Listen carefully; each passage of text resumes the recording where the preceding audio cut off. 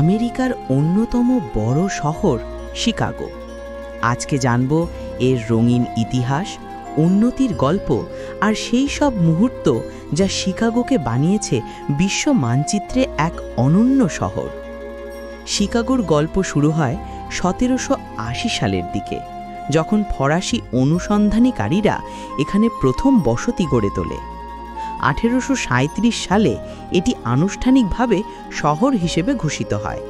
শহরের নাম এসেছে নেটিভ আমেরিকান শব্দ শিকাগোয়া থেকে, যার মানে বুনো পেঁয়াজ। 1850 থেকে 1890 সালের মধ্যে শিকাগো দ্রুত উন্নতি লাভ করে। রেলপথের কারণে এটি আমেরিকার বাণিজ্য ও পরিবহনের কেন্দ্রবিন্দুতে পরিণত হয়। শহর জুড়ে গড়ে ওঠে বিশাল স্কাইস্ক্রেপার, যা তখনকার সময় এক বিপ্লব ছিল। কিন্তু 1871 সালে ঘটে যায় ভয়াবহ গ্রেট শিকাগো ফায়ার। মাত্র 2 দিনে শহরের 3 ভাগের 1 ভাগ ধ্বংস হয়ে যায়। প্রায় 1 লাখ মানুষ গৃহহীন হয়। কিন্তু এখানেই শেষ নয়।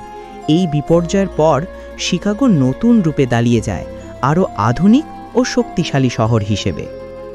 আজকে শিকাগো হলো আধুনিক স্থাপত্য, ফাইন্যান্স, প্রযুক্তি আর সংস্কৃতির মিলনস্থল।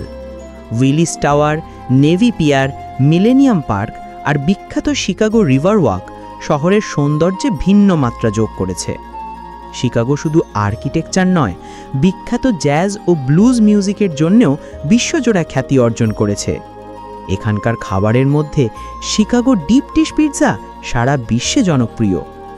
শিকাগোর ইতিহাস আমাদের শেখায় ধ্বংসের মধ্য দিয়েও পুনর্জন্ম সম্ভব।